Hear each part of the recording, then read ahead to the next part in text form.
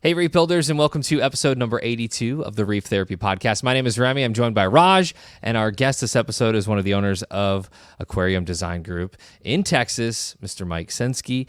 Excited to have Mike on the show today. Mike has been a huge supporter of Reef Builders over the years. His company does absolutely stunning custom aquarium installs, and he can tell you within 1 or 2 points what the specific gravity of your water is, as demonstrated on one of our reels from Aquashella Dallas. It was quite impressive. Yeah. Best taste test. Yeah, right. Today I want to talk about the important role of design in the home aquarium and how that fits in, but we'll get into some of that right after some general reef talk off the top. So, Mike, anything exciting going on at ADG right now? Any obstacles you guys are trying to overcome? Anything new that you guys have going on?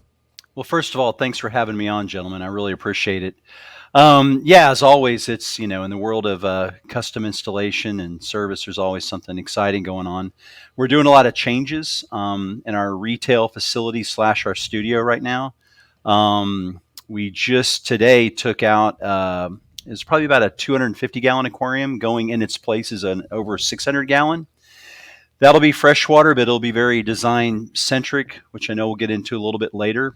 But I have to say that I'm most excited about our new reef display. It's the larger one that we have in here. Our previous aquarium that was in that spot was right around 450 gallons, and it is now out of the way. It had been up and running for over 10 years. Obviously, a lot of the equipment and everything was very dated on it. We were actually still running Ecozotics Canon lights on it that were still performing. SPS was still growing, but if you stepped away and looked at other lights and then came back and looked at an aquarium, you can tell that they were not putting out what they used to. But it's interesting how the corals adapted to it. So that aquarium's moved on, and in its place is going to be right around total volume without sumps going to be around 700 gallons. So it'll be double in size. We're picking up most of all that size with just the depth from front to back, not going much higher with it. So that aquarium will be 8 feet left to right, a little over 5 feet from front to back, and just a little over 30 inches in height. So I'm super, super excited about that, especially since sometimes there's a little bit of a buzz, which I got to say I've got a little bit of, there's what's the word I'm trying to look for here? Just kind of being on a reef podcast, because everybody's like, even when I'm at Aquashella and different events and things like that, everybody's like, oh, you're the freshwater guys. It's like, no, we do reef also. It's just a lot of the reef guys don't do a lot of freshwater. There's a lot of truth to that. Yeah, so that's kind of that's there. So kind of feel like I'm becoming a part of the fraternity, if you will. Even though I've been doing this for quite a while. Yeah. But no, I'm really excited about this aquarium. All the components are slowly coming together on it, and it really gives me an opportunity to really explore and take this incredible canvas that I'll have and really apply the aquascaping design principles that we use a lot in our, just particularly with freshwater, which you really see that happening. I mean, I think that's a lot where the word aquascaping derived from, was from freshwater. And I think that was the inspiration for a lot of reef builds also, where people are going, being inspired by depth, especially when you look at a lot of the freshwater aquascaping contest, and you're just looking at the perspective of the aquarium, which is very different in a photograph compared to when you're standing in front of it and actually aquascaping. But my initial idea for this aquarium is to do kind of, if you've ever looked at any competitive freshwater aquascapes, you'll see a big category, a style called a diorama. And that is a design that can be inspired by nature somewhat, but it may just be based more on a geometrical pattern. It's not so much a naturescape, if you will. It's not, where just plants and rock and wood are designed, just to kind of go more natural, but it's actually an intended, where they're cutting rock, wood, gluing it, and creating these incredible depths by either using spirals and things like that. But there's one style that's I've seen done a few times that sticks out that I can possibly apply to this reef design, and that is going to be, if you ever look at it, it almost looks like an asteroid belt, like it's coming at you, and what you get with that is that incredible depth, of just seeing from the larger structure being in the front and it tapering off and achieving depth as it goes back. But I feel where the real challenge is going to come in there is obviously coral placement, how they're going to grow to kind of maintain that philosophy with the design intent of that aquascape. So that's probably that's our highlight right now, which is it's got my OCD a little out of sorts because normally when you come into our space, it's very well clean, very well organized. Right now, there's lifts, tanks are down. It looks, like a haphazard construction site right now. Yeah. Wow, 5 feet of depth. I feel like you got a lot of room to play there. Yeah, that's for sure. But you can either break it, you can either make it or break it there too. You can, that just because you've got that depth, but it's just being able to. I'm working on a competitive freshwater scape right now, and it's really interesting because what I'm doing is when you stand in front of an aquarium and you normally do an aquascape, whether it's a reef or freshwater, you're standing in front of it. You see things in a certain perspective. But when you see a photograph or when you see an aquarium captured with photography or video, it's different. And especially what happens with aquascaping photography, where they're using a wide angle lens, so you're really blowing it out. So what I've done, and I've been able to apply this with a lot of installations we're doing for our clients, is as you're doing the aquascape, we're just taking our phone and just going into looking at it as a wide angle, and it really puts it in a different perspective than when you're standing in front of it. And what you stand in front of that looks really great. If you go into wide angle, you might look at it and components of it may glare out at you and go, I thought that rock there was really cool, but it actually is not, until you go back to normal. So it's being those tweaks and using a lot of the techniques that we use in competitive aquascaping that I'm now starting to kind of apply to some of the reef aquascaping as well. And I got to say that reef aquascaping, the hardscape, I feel is not really where the challenge is. I think the challenge gets into the corals, the coral placement. How's that coral going to grow? That coral, we all know that corals are going to grow differently, sometimes under different parameters.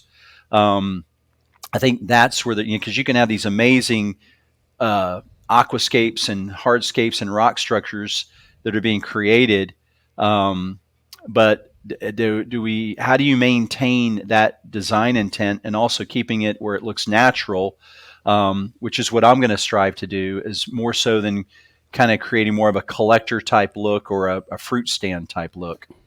Yeah. Yeah. We talked about that last time, and that was, I was going down this idea for my tank about incorporating plants and things like that, and really taking a lot of cues from the freshwater side and doing that manicured look. But the obstacle was, can you actually do the manicuring of the corals like you can plants? And oddly enough, Kenny out in High Tide Aquatics out in Oakland messaged me after that because he had just put together a tank, very similar thoughts. And, it's just in the beginning stages because he just did it. And so I'm really excited to see how his pans out, but I wanted to get your thoughts on kind of doing all of that. So I'm glad we're going down this direction because, these are things that I'm exploring with my build to make it just a little bit different and just more exciting. Cause we kind of get tired of doing the same thing or Yep. I guess tired is probably not the right word, but it gets a little bit boring. If you've been doing it for as long as you have, I'm super young, so I haven't been doing it very long, but when you're old 20, like you, 23, 24. Well, I think what happens a lot of time, for me is, you're scrolling through Instagram or whatever, you're looking at, and there's that reef build or whatever, that aquarium that we all know that you kind of get inspired by. You see a trend or you see something that they did that's different, that makes that reef aquarium, different from the others, and a lot of times what I see that appeals to me is a little bit of restraint, and we've kind of used a little bit of this observation with planted aquariums is you can have, you have an aquascape. You're creating an aquarium. You're creating something with a design intent, and there's a clear vision to where you're going. And then we have the collector, and that happens in planted aquariums, and more so I think in reef aquariums, where we're collecting our favorite corals and we're finding places to put them. And next thing you know, it just kind of becomes this aquarium full of beautiful corals, and we maybe lose focus of what we set out to do with the aquascape. We've always had the idea, and I think, again, the challenge is that with plants, fast growing plants, foreground, all the different plants and where to place them, where to grow them.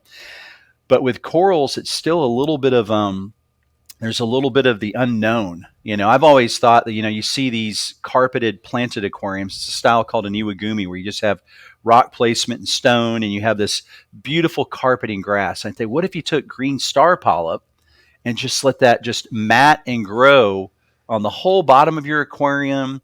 You've got your rock, you've got those corals there and give you some height, but even that doesn't, that the green star polyp is going to kind of go where it wants to go, and it's going to grow in the pattern it's going to. So it's not where plants just run, they just run and go, but the corals are going to be, flow, light, chemistry, all those things come into balance. And that's why I really think that truly approaching a reef aquarium from an aquascaping perspective is challenging in that sense than doing it, a high-tech planted tank.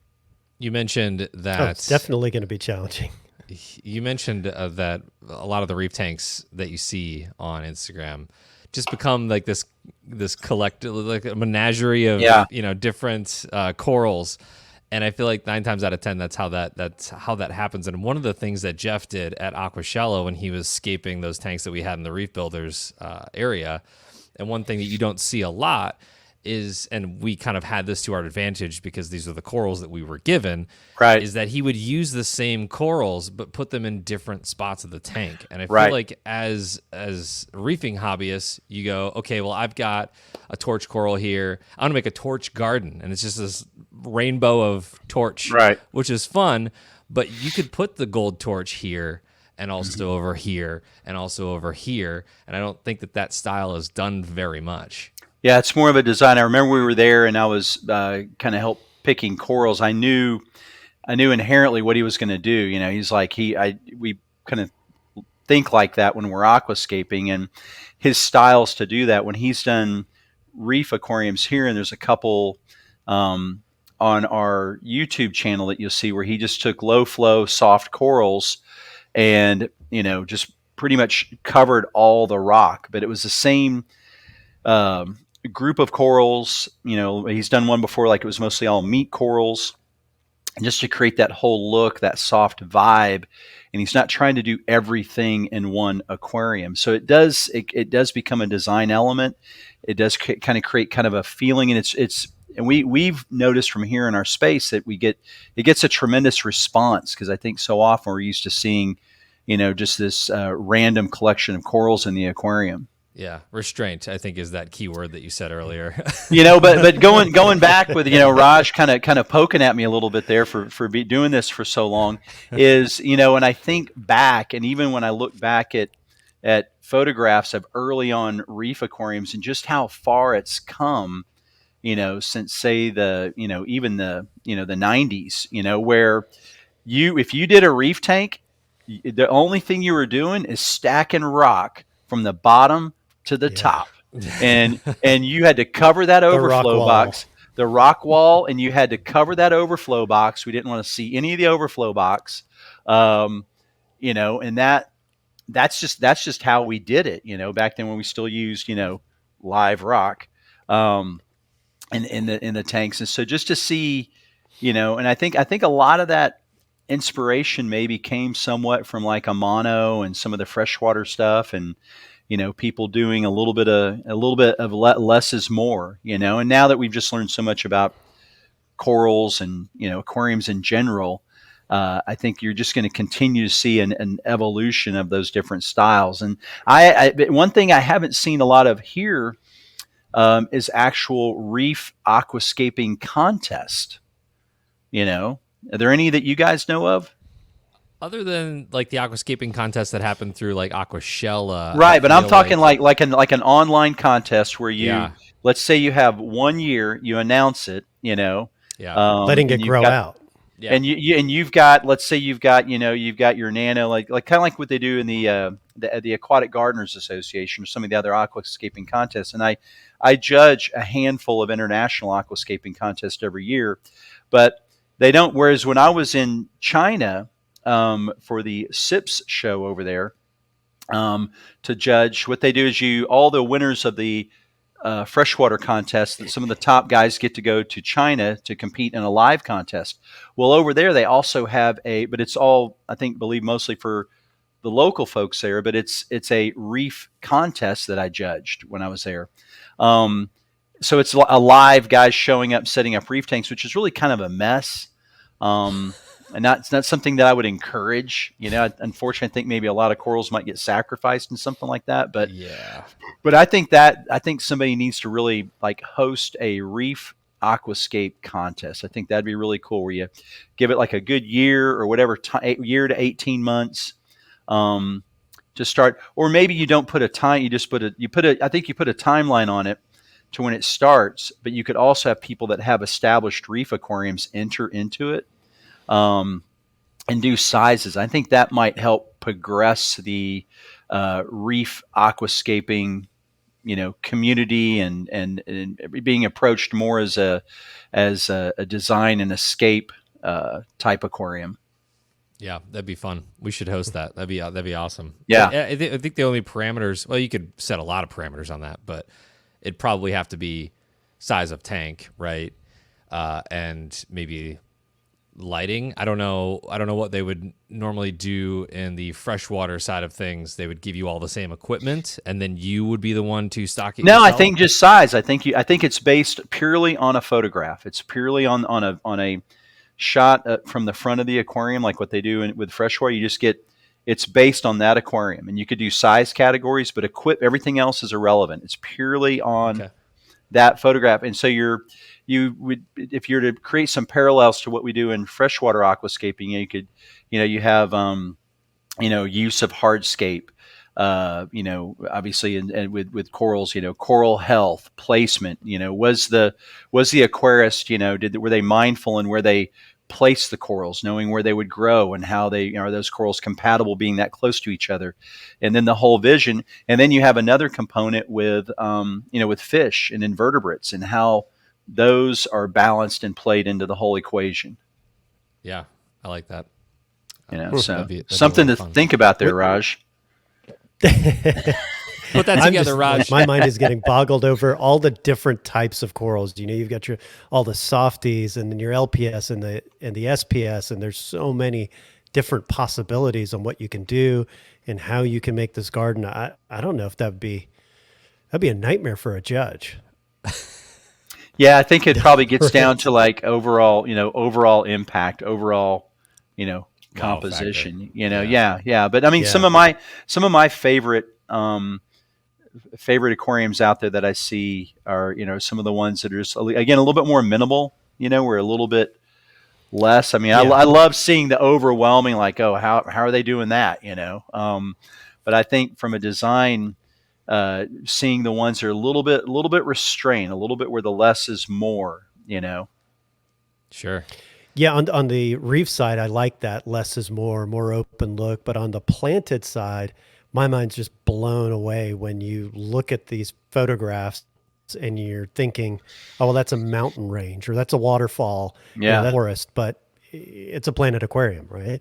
And I think it would be super cool if you could somehow do that on the reef side. And I don't know how. I haven't quite figured that out in my head, but it would be really cool if we can pull off something like that, similar.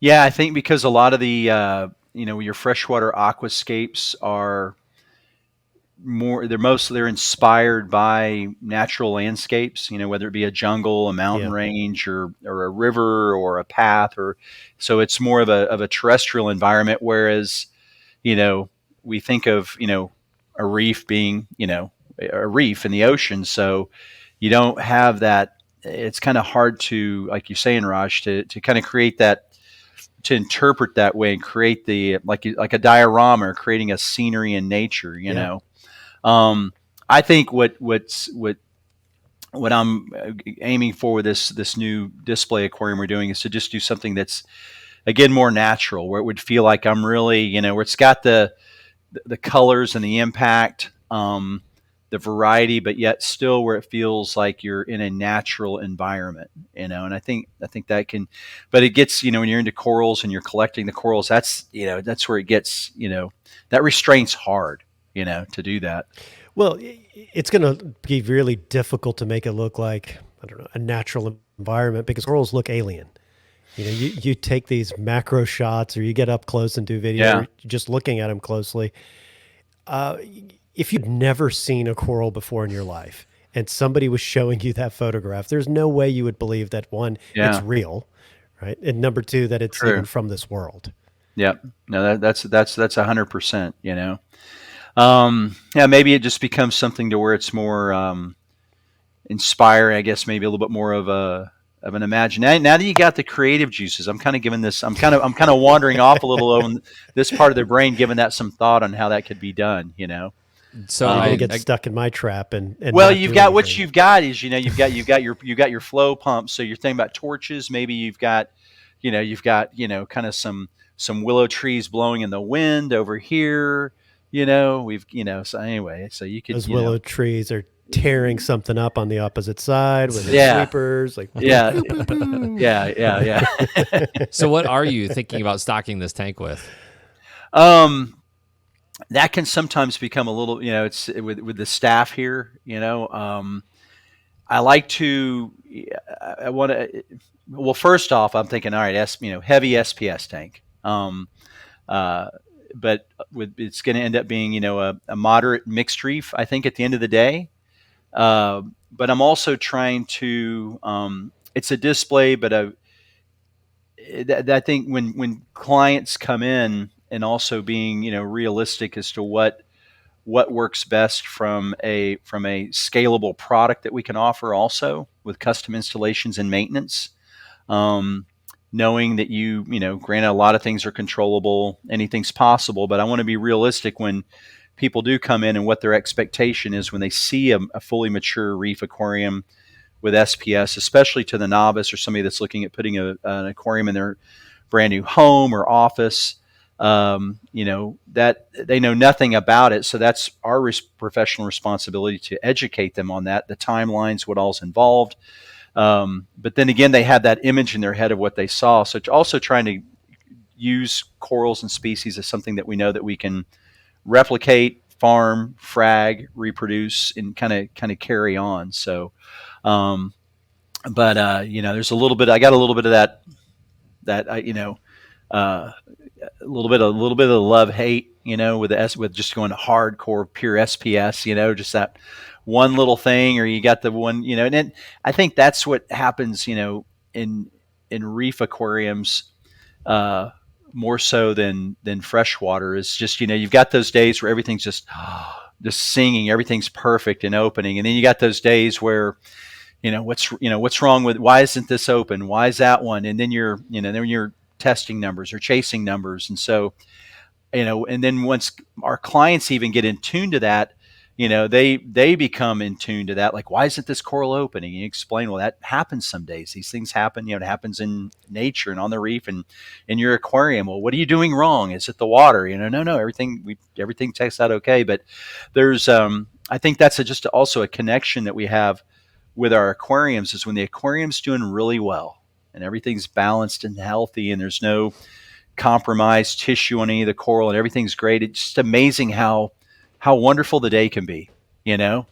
But you wake up or in the morning, or you know, the aquarium's off and you're going to obsess on that all day long. It's like, you know, sometimes it can be hard to have a really good day, you know, when the aquarium's not doing perfect, you know. They don't have these days in the RC plane community. I'll tell you that right now.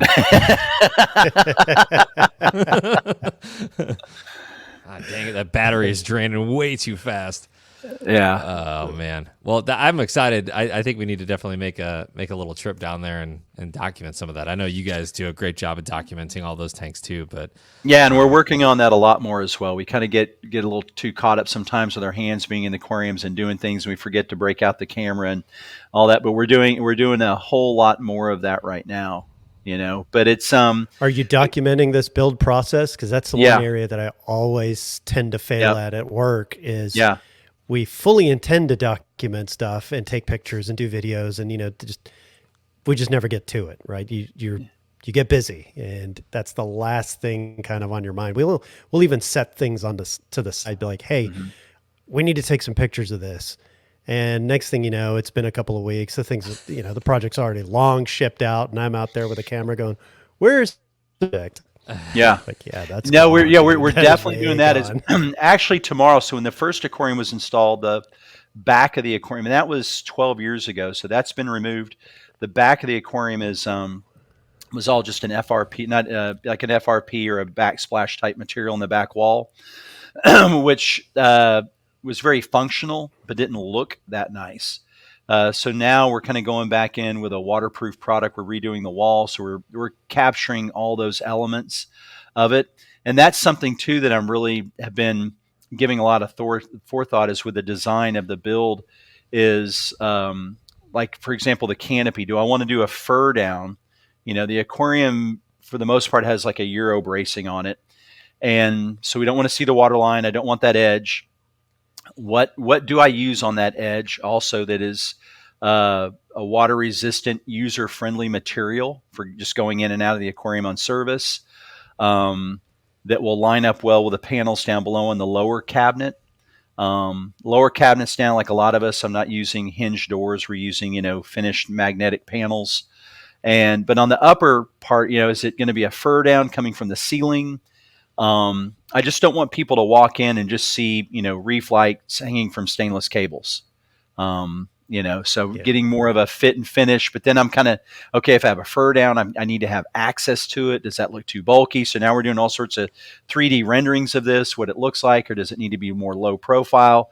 So we're even, we get into like not just the, what's happening with the design of the aquascape, but actually what's going to happen on the equipment. We're looking at, Raji and I have talked a lot too about, closed loops. I don't want people walking in and seeing, 6 MP60s hanging off the end of the aquarium. Not everybody wants that in their living room, So now I see a trend where I know it's just not myself, but we're getting back into, there's just pumps and products that I think lend themselves to this better now. Getting back to closed loops, It's funny how things are cyclical like that. It is, but back in dead for a while now, it's coming back. It's coming back, and how do we do it? It was back in the day. It was like, let's just take an Milwaukee and close loop that thing and get some flow going. Damn right. And more lock line, and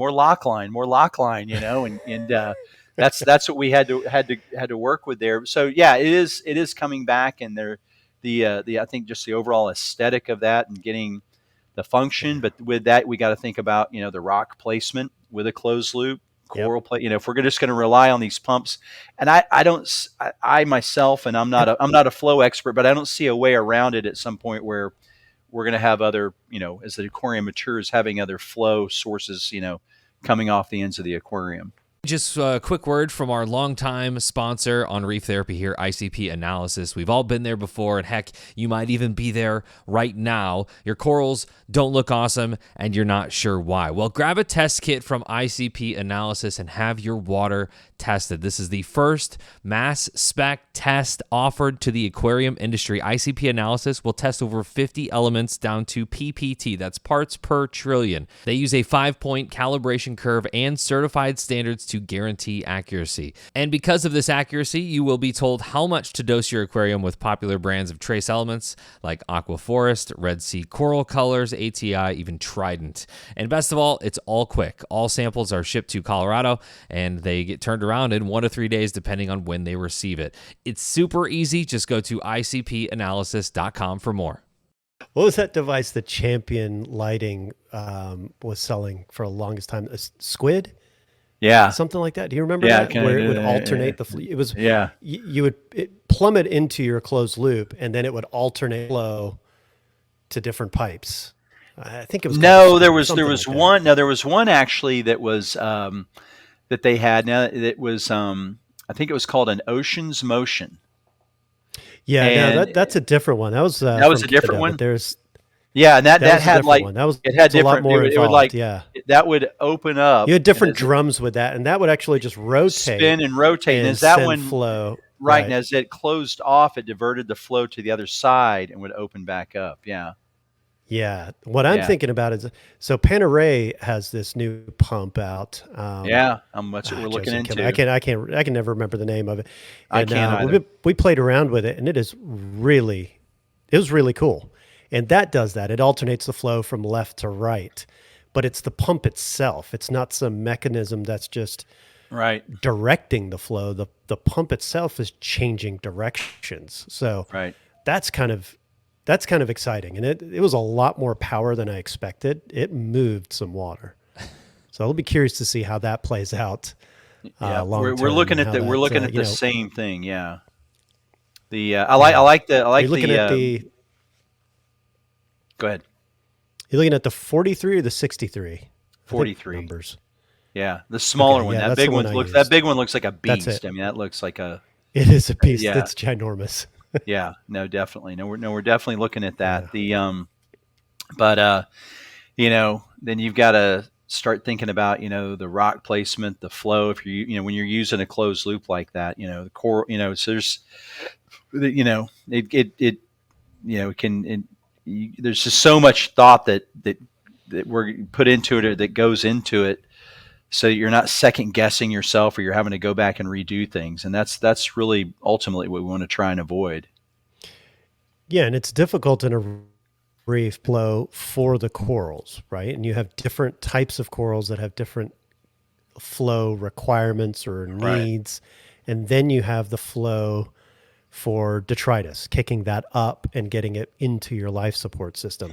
There's so many different variables that we have to consider when planning this in-tank flow. And the huge mistake a lot of people make is they'll use the flow going through the sump, your return flow, as for the aquarium. So they're just rushing water, cycling it way too quickly through the life support, and it's pretty much just skipping any filtration at that point. And you don't get, or you get the worst of both worlds. It doesn't filter properly, and you're not getting enough flow. So Yeah. there's so many things at play there. And from your world, like how are you taking, or what can you look at on these freshwater planted tanks and bring over to the reef side? Like what are there certain design elements that you can bring, or just the way of thinking? I mean, Well, there you have anything- you definitely, and we do. I think I learned a lot of this. Actually, the whole inspiration for me originally came from. I'm very fortunate to have had the opportunity to meet Takashi Amano, who's kind of like the founder, the godfather of aquascaping, on a couple of events. ADG was an ADA, Aqua Design Amano Products distributor, for 9 years. So Jeff and I would travel to Japan and for nature aquarium parties and events. But the very first time that I met Amano, we were doing photography early on. I remember I was telling this story the other day, and Jeff, who does all of our photography and videos, self-taught.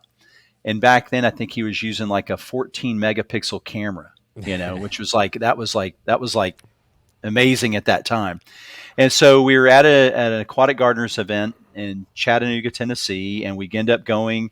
We're sitting in the lobby, and we show Mr. Amano the photographs we're taking and our aquascapes and our aquariums. And he says, "You take nice pictures, you grow nice plants, but your aquariums lack philosophy and purpose."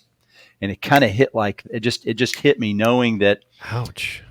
yeah, we were just kind of doing these aquariums, and we kind of thought we knew what we were doing, but we weren't giving it deep thought into like what are you creating? What is the perspective? And I'm going through that exercise now I haven't done competitive aquascaping in a while, which I'm going through now. So I'm having to look at this totally different. So- But go ahead. I was going to say, Takai Amano came down, called you a bitch, and then you stopped competing. No. Actually, no. I went at we kind of went. I knew what he was talking about, so I'd go on to compete, and actually did pretty darn well, and then started judging. We getting back into it, but so to answer your question, applying the principles of it. So you've got the what they call the golden ratio, which is kind of a 2/3 and a third ratio within the aquarium. So we will definitely apply that to it. Also when looking at an aquarium and looking at an aquascape, what that means is to kind of take having 2/3 of a proportion of your weight of your hardscape to a third proportion, and then also shifting that to where what it can do is, even if you have a center line in the aquarium and you have your 2/3 and a third, it can create what we kind of call balance without symmetry in the aquarium. I like to use the phrase, that's what I call kind of easy on the eyes. What we're also getting into a little bit more is a little bit more perspective, and that's one of the tips and tricks of competitive aquascaping in the planted aquariums, is actually taking some of your larger, heavier rock or wood and bringing that to the front. And that's going to, and then working with smaller material back, and that's just going to create depth from going front to back. Yeah. So a lot of times we'll put the small rock in front, we'll put the big rock in back, and that's normally inherent. But if you were to kind of reverse that, and I'm going to do my larger rock in front, and I'm going to position smaller medium, that's going to take that, that's just going to increase the depth of your aquarium. And then when you even think about it as you're placing your coral or plants, and kind of doing the same thing a little bit, to where you're going to put, you don't want to put your biggest coral in the front that's going to keep you from seeing in the back. But that's, again, where a little bit of the challenge comes from, because in planted aquariums, we'll use mosses and foregrounds. So you'd want to use corals and things are going to be, that may be what would take the place, let's say, of a foreground or a mid-ground plant in a freshwater. The equivalent to me in a reef aquarium would be mushrooms, like a mushroom rock or some zoes, zoan. You can use those a little bit as a foreground, but then picking up depth as you go back with things. So that's something that, but again, it's pretty darn tricky to do. Even Jeff has kind of, we've played with it here. And I think where it's been the most effective for us is when we will do like a 100, like where the majority of the aquarium is all zoanthids, and just letting those all kind of grow on rock. And then incorporating mushrooms as well to get escape. Sometimes if you try and incorporate a different coral in there, it's a beautiful reef aquarium, but you're not experiencing or seeing the same thing that you would like in a planted aquascape. Yeah, I always loved the zoanthid gardens. Yeah, where they just carpet over, and you see all those dynamic colors. And I don't mean to interrupt. You still have the little movement. I have an anemone that's in my overflow right now. I'll be right back. It's like overflowing right now. Okay, that is a problem there. Tank emergency. I saw him. He was looking around, going, "What's that noise?" Because we all know what that. Yeah. We all know what that noise sounds like when things aren't working right on the aquarium. Whether it's the pump or it's or a water trickle or a little bit of a sound or something. Kind of you funny how we picked that up too. Yeah, I call it. We just finished doing a new reef installation, and we've gotten aquariums so quiet these days with the way we plumb them and pumps, and But when people are not used to having an aquarium in their home, and it's that they're first getting used to it, and you've got the overflow box tuned perfectly, you're using the quietest pumps, but you still have a little bit of that ambient noise, a little bit of a water trickle. And today it was like, oh my God, it's just so noisy. And I'm like, I don't want to tell people like, hey, you'll get used to it, but it becomes kind of a pleasant noise. And you do become a little bit used to it or desensitized to it, have it in your environment. But I was like, man, if we just took you back to the 90s when it was, Milwaukee's and Rio power heads and, Oh and my there wasn't a Durso standpipe or a Bean Animal or a Maggie No. muffler or whatever your way of plumbing your overflow boxes. And none of that existed. It was just waterfall and pump, Yep. but we weren't concerned with that back then. It was all about what was happening inside the aquarium. Now it's kind of become the whole thing, you know. So right, you got a yeah, we've talked a little bit. You've got a new aquarium going in the office I that you're setting do. up. It's my new office reef build, and I was. I guess it's been a couple of weeks now where I finally got out of the funk, and I just didn't have that motivation. I couldn't get out of my own way. I was Yeah, getting stuck with all of that minutia and yeah, overcomplicating it. And as soon as I got that roadblock out of my way, it's been great. But good. now I run into other problems where now my mind is racing with all kinds of things, Hmm. and we'll talk about it on reef therapy. And there's a lot of great suggestions that come back on Remy, the you okay over there, buddy? replies where This stupid thing, man. I've got this Chicago sunburst that whenever it starts walking, I know it needs a water change. But it went right up to the overflow, and as we're speaking, I see water start to come out of the screen top because at that moment he had blocked the entire overflow. So thankfully, he didn't get so into he the got overflow. tired of waiting for you. Yeah, And he says, I'm going to do my own damn water change. exactly. He didn't get in. It didn't get injured, did Good it? job. You No. didn't have to pry it out of the teeth or anything. No, it was thankfully its foot was facing the display, so I was just able to kind of gently turn off the pump, pull it out of the overflow, and set it back down on the rock. So, Raj, it kind of made me think of something because when we've talked a little bit about your aquarium in your office you're setting up, and one thing I think you're kind of touching on possibly, and that we've looked at, and I've seen it done, but because of the plumbing, overflow boxes can be a little bit of a challenge, and it's something you see all the time in planted aquariums, and that's getting away from a black or blue background on the aquarium. Yeah. And that is something that we use in planted aquariums, again, to give it a lot of depth. We use that technique in just a lot of general freshwaters, where we'll take a specific grade of frosted vinyl, apply that to the back of the Hmm. aquarium, and then we'll backlight it, with some LED lighting. Excuse me. And again, it gives it more of a, I don't want to say a 3D effect, but it just gives it a lot of depth, Yeah. And so that's kind of where I don't, that's been a challenge. I've seen some do it, but of course you've got the overflow box there. So visually, that kind of gets in the way of it a little bit sometimes. But that's Yeah. I mean, it's something I'd definitely like to see getting more in the people way. do. Yeah, It's definitely the overflow, because frosting the back was an afterthought, and the overflow was already in place. So yeah, I wasn't about to pull that thing out and redo it. That's just too big of a pain. So now the plan is to just aquascape around it and kind of hide that overflow, and then still try and do that frosted glass look. hmm, And there was a bunch of comments recommending this. I think it was Bovie. I don't remember Govee. the name now, but some Govee. That's it. What's that?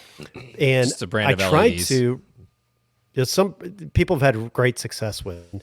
I tried to respond back with an actual link to the product on Amazon, but for some reason YouTube wouldn't let me do it. So if you have the actual link or product number, let me know what it is, because there's a ton of different options, and I want to get the right one. Right. And then there's right. another suggestion about these panels, where the entire panel actually We is use the those light, on and you planted don't aquariums, right? do the frosted back.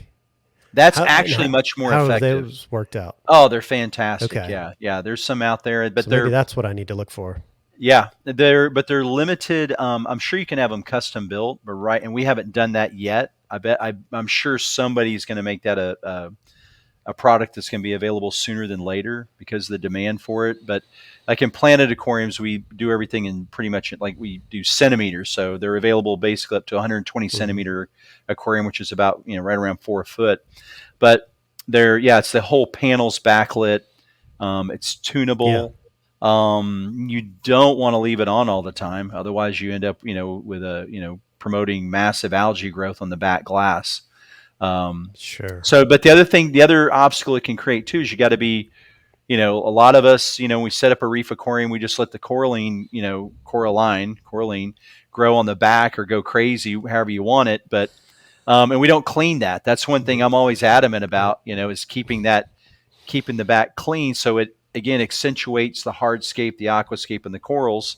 That's one thing that had happened on the larger, older reef tank that we took down. That was the display. That aquarium was built so long ago, like it had a coast to coast overflow, but the inside was ABS plastic applied to the back glass to the glass panel, which created the teeth for the water flow. Well, that plastic grew coralline, and it's just impossible to clean that stuff off without scraping up the plastic. So you just let it go. And then again, we get clients coming through, prospective clients, designers, architects, and you have this amazing aquarium, coral health, huge corals growing in there. And what do they say? They go, "What's that on the back wall?" So you're dirty. Like, well, to a hobbyist, we're like, "That's great. Look at the growth they've got in there." So that's one thing. If you're going to backlight your aquarium, use frosted on the back. You got to be committed to keeping that clean, or it's going to be an ugly eyesore really quick. Yeah. Yeah, I can't stand that coralline on the back look anyway, so. Coralline? Is that how it's spelled? Coraline? I don't know. Whatever. Carolyn. Carolyn? I think there was like an animated movie or something my kids used to watch. Coraline? Yep. Am I right? Coraline? Yeah, you're right. Coraline. Yeah. Was it a pig? I think it was in the same vein as A Nightmare Before Christmas, like that kind of. It might have been claymation, if I'm not mistaken. Yes, that sort of animated type. Yeah. Yeah. But I couldn't watch it. My kids were watching their kid. It was Coraline. I was like, it's Caroline. Caroline. So we'll call it Caroline from now on. You got some good Caroline growth. That's good, Carol. Mike, I want to, before we, it's funny because, we're talking about, what's going on in your world, and we just have been talking for 45 minutes, and I freaking love it. It's great. You to me are one of those people where, and I think the first time we ever met, I don't know if you remember this, but it was Aquashella Orlando. And we were right outside of the sports bar, and we were just talking. And I think it might have been a solid hour conversation. But those are the kinds of conversations that I love so much. And we all have a limited amount of people that we can talk to about this, which is why reef therapy exists in the first place, right? Mm-hmm. But if you had to distill some tips and tricks that aren't necessarily what a beginner aquascaper or if you're designing your first reef tank or the first 5 reef tanks in your career, what are some of those design elements that you guys look into when you're placing the tank, and then even beyond that? So the first thing is as kind of an aquarium design professional in doing this, is I always recommend having the aquarium where you're going to enjoy it. We're going to start with the placement of the aquarium in the space where you're going to put it where you're going to spend time. You're going to enjoy it. If you entertain or have family and friends over, and you don't want them in your bedroom, you may not want to let them know you have an aquarium in your bedroom, because everybody's going to be hanging out in your bedroom, sitting on your bed, watching your aquarium, so put it in a place where you're going to enjoy it. I think obviously the other beginner tip is, that goes without saying, do your homework, do your research, but try not to get too confused. I like to keep things simple as well. Good luck with that. I know. We see this all the time and deal with it, but just keeping it simple. Or finding somebody that you can kind of mentor you through the process that has a way of doing it where they've been successful. We all know there's many different ways of being successful at keeping a reef aquarium. Do you offer subscriptions for your consultations, or they're available. So and then obviously make the wise investment, buy the best equipment that you can afford with your budget. And so you don't want to get an aquarium that's really big that you don't have the budget to put the right equipment on. So, kind of keep a balanced perspective on, the equipment that's going to be driving the aquarium. When it gets into, as far as like a design part of it as well, I think that really, I think people in reef aquariums, especially beginners, try and really put some forethought and think it through, think it through other than just, I'm going to go, if you can, I'm just going to go and I'm going to have my rock, and now I'm going to go off to the aquarium store and I'm going to go buy a coral and I'm going to start the process. If you can really think it through on what do I want to create? What is this aquarium going to look like in 3 months, 6 months, a year, 2 years? And think about that also, with your decisions of the corals that you choose and the fish, and kind of really, think that through as far as just a design and how it's all going to grow and play out as to best you can. And I think it's a lot, for me, it's just a lot more enjoyable, and you kind of see your initial vision and then watch that happen, knowing that you're going to make some tweaks to it. You're going to frag and cut or get rid of something and put something else back in there, and then, try not to stick the aquarium in front of a window. That's an important rule too. I think tonight is the first time that I've ever heard hide the water line. You said that earlier. You want to hide the water line.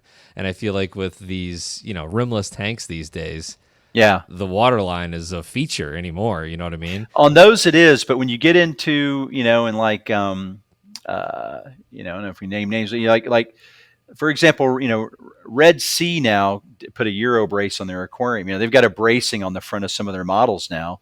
And so that black silicone was interesting because they did a good job with that, kind of framed it in, it gave a different dynamic to the aquarium.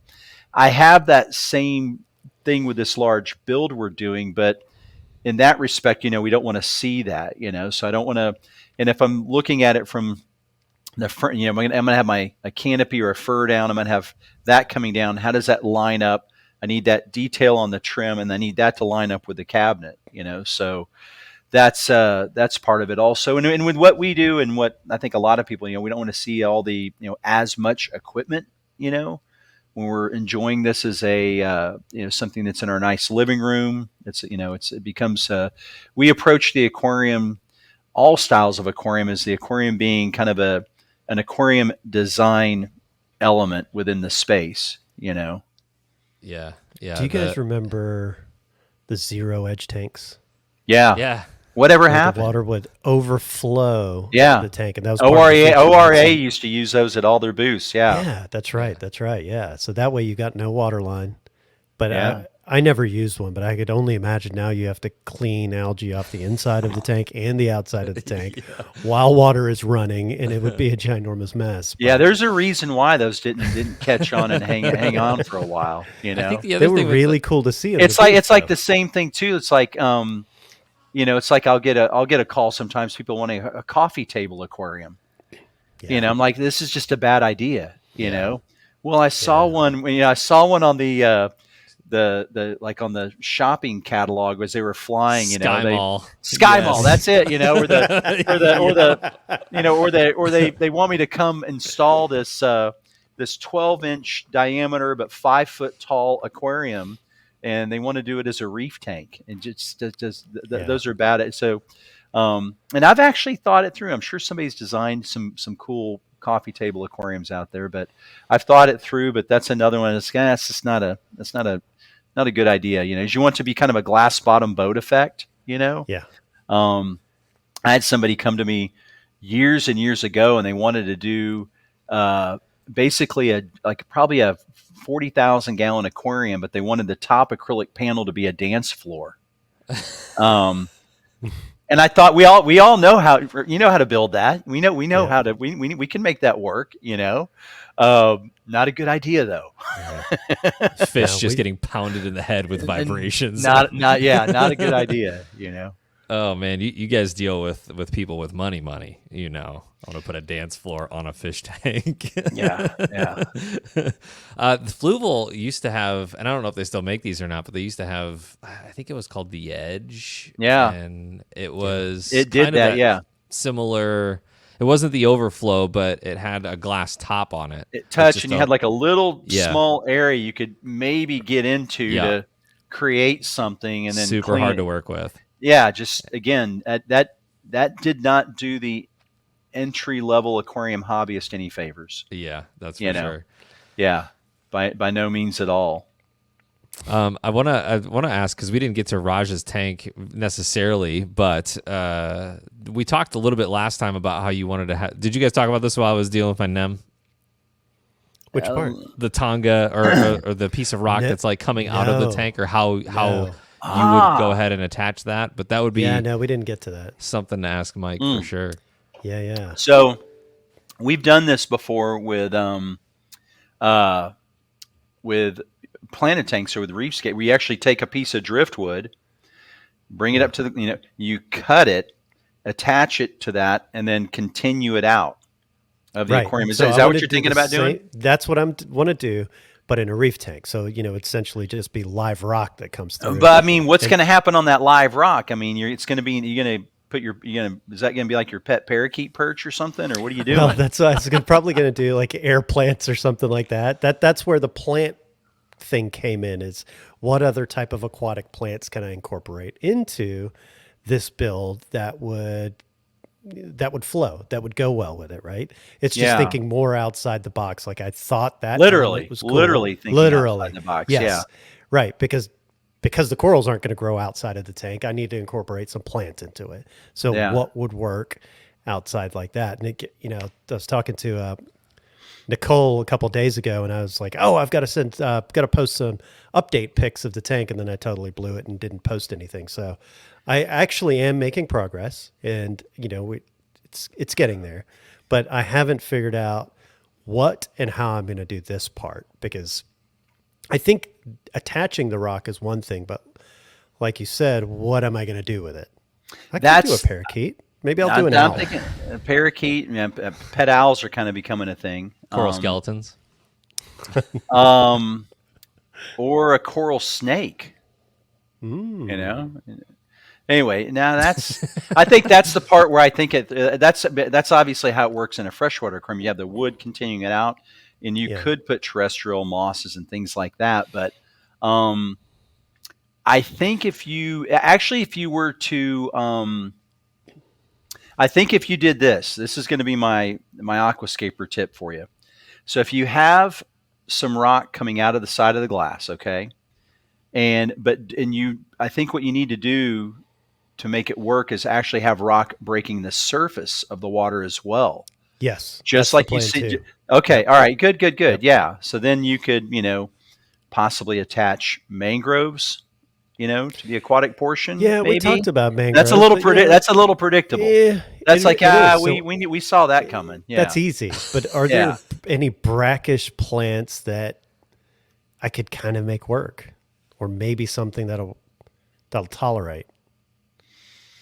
Yeah. The plant doesn't have to be happy. It just has to be okay. You could always wire the mangrove branches to make it look like it's kind of coming off of that rock. Like if you, kind of tame them in that area, or you could maybe you attach it, and then maybe you have some sort of, because you wouldn't have to use salt water for the mangrove. You could use fresh water. So what if you had the rock coming out, but then you're going to have to have something on the bottom, because what I was getting, you could have like a bonsai watering system, keeping water to the mangroves, and that doesn't translate well. I think you're back. I think, or you're back. I think there has to be some brackish plants that would work in the aquatic, but not really coming out of the side. I think there you're limited to the parakeet idea. The parakeet or some air plants, like those things exist. Yeah. Eh? I'm trying to wrap my brain around it. Really, This is the whole Yeah. think the whole thing through. Yeah. You know what I mean? This is what we're doing Yeah. right now. That's it. What I don't want to see you do is take any dead coral skeletons and attach them and glue them there. I don't want to see you take any heaven forbid dead SPS and like airbrush it, orange and glue it. I don't want to see like your favorite pet turbo snail shell attached to it. So don't do that. But let me give that some thought. I think you're right. There's got to be something there. But I do like the idea of having it something coming out of the side, and then as long as you're breaking the surface really dramatically with it, that's something we haven't seen a lot of. Right. And there's this kick-ass, and it's not available.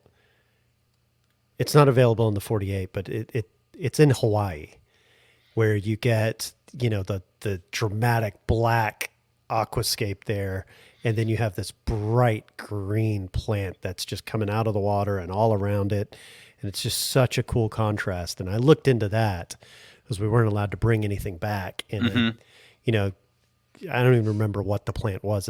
It's been so long, but I'd looked it up, and it's not here. Yeah. But I need something similar to that we can legally have. Yeah. Yeah. All right, that's one for the. I'll kick that around to my team. I've got some guys that are smarter than I am in that department, and kind of see what they come up. But I like your vision. I think you're pushing some aquascaping design boundaries there. It's a fine line. It's the execution. A fine line between. You could screw it up real quick, and people could make fun of you, and we don't want that to happen. Right. But I think for the record, we got to get you a parakeet. You just see the tank with the rock sticking out. He's got his Raj's pet parakeet, and he's got it. I'll name him Mike. Oh, hold on, that would be create a whole Mikey. following. Then you put the parakeet on your shoulder while you're doing the podcast. There you go. It's a whole thing. See, now Mike's building a whole brand around this parakeet. He really Yeah. is. Yeah. And then the parakeet has its own. That parakeet has. Then I'm going to its have own, to bring it to shows with me, and it's going to be this whole thing. It's got its own He'll have to Instagram sit page. next to me. It's got its own YouTube channel. Next thing you know, the parakeet's making you more parakeet's money bigger. than all your other businesses. It's the parakeet. Yeah. You only All got right, like 14 years. I think that's their lifespan. Let me look that up. We're on to something there. How did you get that idea? Was it inspired by a freshwater aquascape where you saw the wood coming out of the... inspired by the freshwater. Okay, yeah. Absolutely. Because I was looking for inspiration. I was looking to see what can I do that I haven't done before and that I haven't seen before. And What rock would you use for that? The Carib Sea rock, Okay. the purple, I forget what the name is. They're life rock. but- Yeah. The life rock, that's right. Yeah. Yeah. That way it looks good when it's sticking out. Yeah.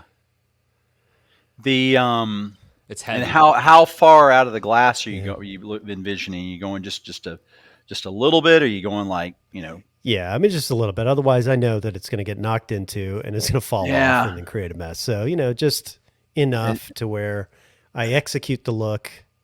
And plus, it's like Remy said, it's heavy.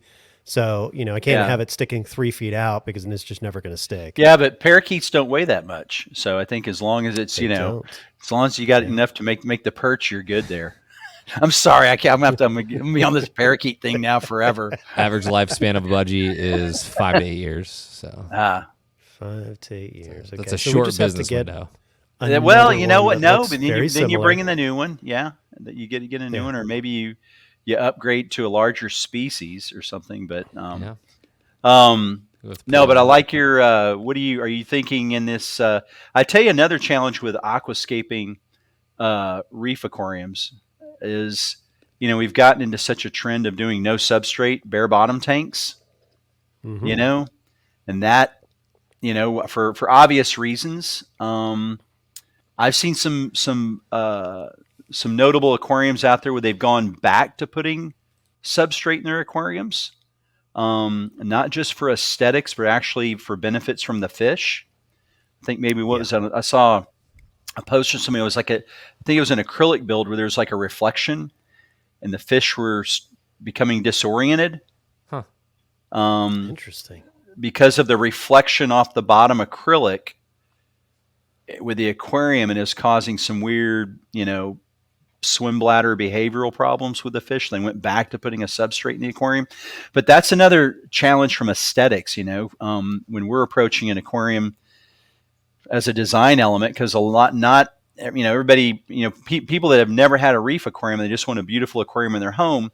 They go, well, I want the white sand on the bottom, well, we're going to have pumps. It's going to be blowing, and we got to deal with all those variables. But I think that's another component that kind of that we haven't thought a lot about. Maybe somebody needs to come up with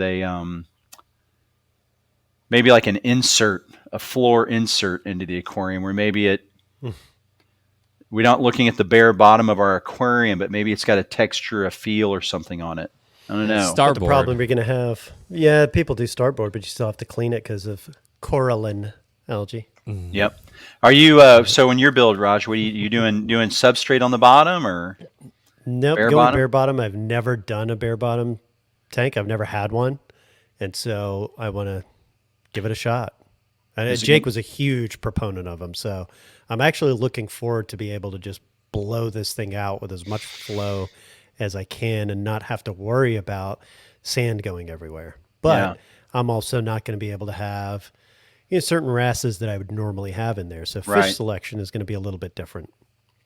Yeah, that's my challenge with this large build is I love wrasses. I love. I've actually even in thinking about the aquascape, and what I was talking about is this aquarium. The bottom is done with a black PVC, so it's not gray.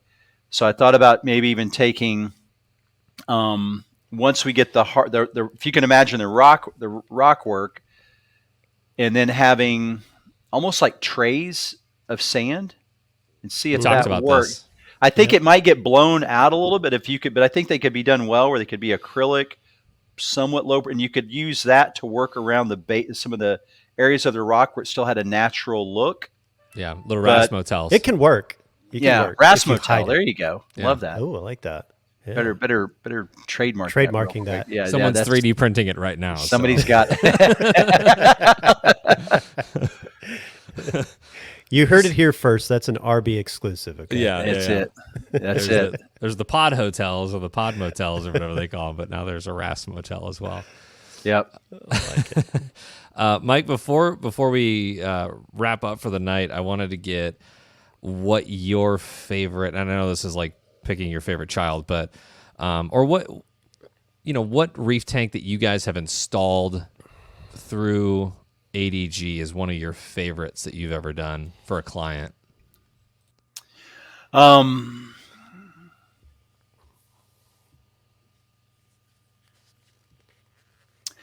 Well, that's an easy one because it has no budget. We don't.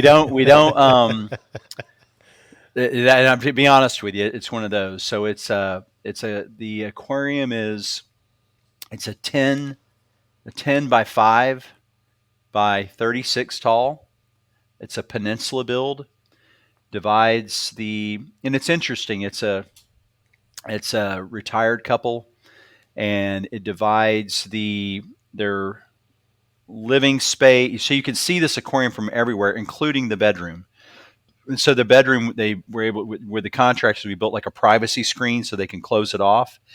And it's one also that normally Jeff and I are fairly hands-on with the aquascape and what's going on inside the aquarium particularly. This one, the technician, the aquarist that we have working for this client does have a very special relationship with them.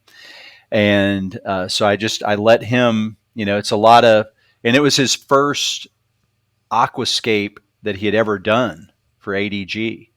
And I turned him loose on this one client, and it worked out well. He did. We'll have some video of this. The aquarium should be ready for kind of I wouldn't say a final, but it's ready for that shoot. We got some build video of it, so we kind of want to put it all together in one YouTube video. but it is, and it's heavy, heavy, heavy LPS, and then heavy, heavy, heavy SPS, which isn't always easy to do. And then too, I mean, it is a client that's just allowed us a complete creative license. And so you don't have budgets, holding you back on anything. He's okay spending whatever on it. So it kind of, and he's letting us do whatever we want to do. And the other part of it that really makes it enjoyable, and I think other aquarium installers and maintenance companies can kind of relate to this a little bit, is that he doesn't know what the coral names are. He doesn't know the specifics. He likes this shape. He likes this color. That's his favorite fish, So that part of it just allows you to kind of just do what you want to do.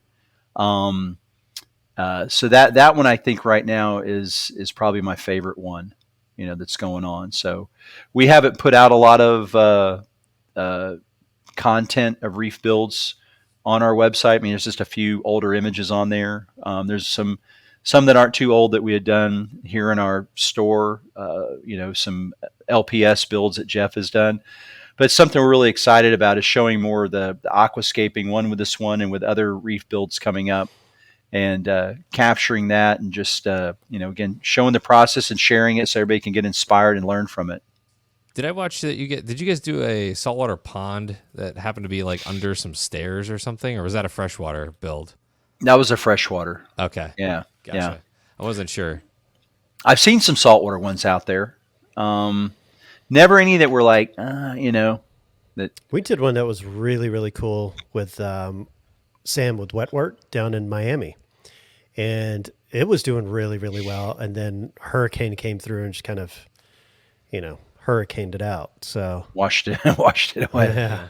What were you doing? How were you? Were you just doing like natural light or skylights? Yeah. And it was a really cool design because the lagoon went from one side of the house to the other and kind of under a part of the house. I think it went under the dining room. And there was a waterfall, which was obviously a freshwater waterfall, but it looked like it was going into that particular lagoon.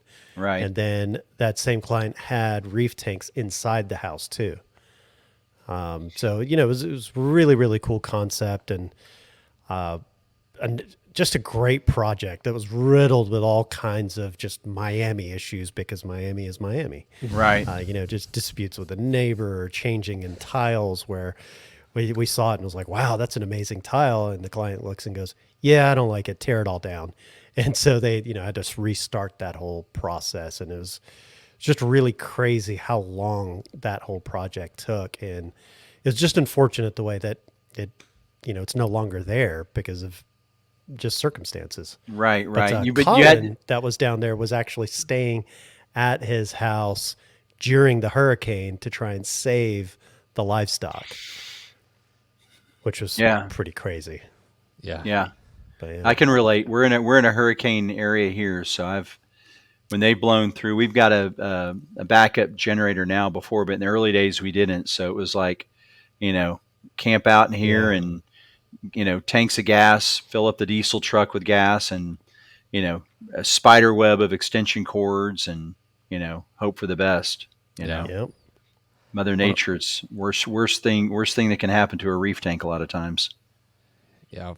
One of my experimental tanks that I'd love to do someday, and I don't even know how this would happen, but St. Louis Aquarium has 2 or 3 like touch pools, and it's cool because it's everything that kind of got me into this hobby, which was going through the tide pools and seeing these little ecosystems and these holes. You know what I mean? Yeah. Like there's inverts and fish and everything, and I'd love to recreate one of those where you just see it from the top down only. And there's no other view, there's no other vantage point at all. But the outside of it looks like it's all faux rock and it's all, painted and things like that. But I don't know. I'd love to do one of those. I think that'd be really fun. Like an actual tidal pool, like an actual tidal pool simulation. Yeah, that'd be cool. Yeah. There was a tank I did up in North Carolina, and it was in the deep end of a pool. So to see that one side, you had to dive in and look at it from that, under the deep end. Oh, that's cool. It was really cool. And then they had the seating area above the pool where and we did a panel, like a viewable panel on the floor, so you could see it from the top down also. And so it gave you just multiple different perspectives of that tank. Probably, I'm shocked they ever really paid much attention to it, just because, I mean, how long can you stay underwater and look at that one side? Yeah. And So I do have another favorite reef aquarium that we've installed. Now that I'm thinking through it a little bit more. ooh, Now that you mentioned the pool, and Yeah. we still maintain this aquarium for many years, and like a lot of things, we forget to capture it, get video, which we need to go back and do. But aquarium's 15 feet long, 3 feet tall, and 3 feet deep, and it's a kind of a crescent moon shape. And so this was a house, and this is in the pool grotto. So it's a massive, massive pool. I think at that time when it was built, it was one of the most expensive pools years ago built in the Houston area. So you have this massive grotto with palm trees, and there's water slides coming down it. You swim through the waterfall, and then you're in a kind of like in an indoor cave area. There's a seating area with flat screen with TVs inside, so you can sit at the bar in there, watch TV, and then you can swim up on an indoor, like a little beach area. And there's a little seating area that lines up with the aquarium. So that face of the aquarium is exposed to the elements. And then on the other, so if you were to enter that building where we'd service and access it, you walk around from the back, go through a door, and there's like rooms and showers and stuff in this giant pool grotto. And that's where we service it from the other side, and you can see through it. Yeah, but you're swimming in the pool, you come through the waterfall, and then here's this 15-foot reef aquarium right there. You can just kind of lay on and have a cold beverage and enjoy. Wow. What was climate control like with all that? It's got just a big chiller and a big heater, big heat exchanger on it. But we've actually never had any temperature issues. It's in the north part of Houston. So we'll get some legit freezes here sometimes. So all the equipment's kept up with it and everything. The tricky part is that the aquarium was kind of an afterthought after the pool grotto was built, and so they had to knock out a hole in the side of the pool grotto, and we had to manhandle and carry this thing through, with rebar sticking out everywhere, and kind of fisheye this thing through there and thread the needle and get it in place, but that's a whole nother podcast. That one might give me some therapy or untherapy, reliving all those moments with custom aquarium installations. That's awesome. Yeah, that'd be fun to see. I don't know if they would be down for some video, but that'd be they are. I just gotta poke my brother and business partner to go take care of that. He's in charge of all that. Go do this.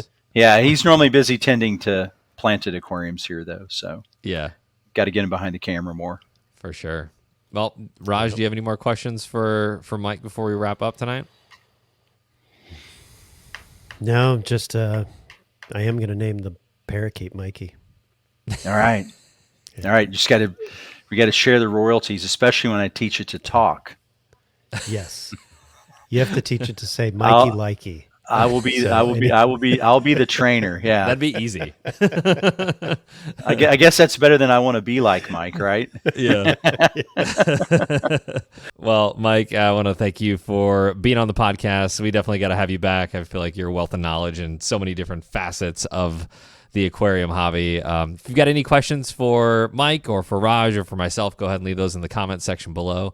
If you are listening to the audio only version of the podcast, go ahead and hit us up on any of the socials and have yourselves, we're recording this on a Friday night, so have yourselves a great weekend. Go Falcons. Are you a Texans fan, I'm assuming? I'm a fair weather Cowboys. Texans fan. Okay. I'm an old school Cowboys fan, so I'm gonna get a couple more games into the season and see what kind of quarterback I get behind. Who I just kind of like, whether it's on the field or off the field swagger. Kind of who I can kind of identify with. The Cowboys do the same thing every year. I'll kind of pick. They're going to start off with a couple of wins. You start feeling it. It was like, I knew it. This is my year. And then, wah, wah, wah, and they missed the playoffs again. Yeah. So I'm trying not to get our hopes up about the Texans. They got a hot shot young, quarterback. We'll see what happens there. But I do want to thank you guys for having me on. I kind of feel like I'm a part of the fraternity now. I kind of felt like even after all these years, I've been kind of like this reef outsider, because I'm not. I was telling Raj this before. I'm not like a technical guy. I can't sit here and have, alkalinity battle wars with you, or the know the taxonomy of every coral and this, that, and the other. So I'm more of an aquarist, entrepreneur, an aquarium professional. And we've always been kind of labeled as the freshwater guys. So I feel like I kind of broke through now. I'm part of the crew, We'll let you hang out with us now. Yeah. I'll let you hang out. So man, I won't, so I want to thank you all very much. I appreciate it. It's been I'm a lot glad of you fun. came on to hang out. It was cool. You got it. Yeah. Awesome. Yeah, for sure. Thanks, Mike. And right. we'll see you guys in the next one. You got it. Thanks. Bye. Bye.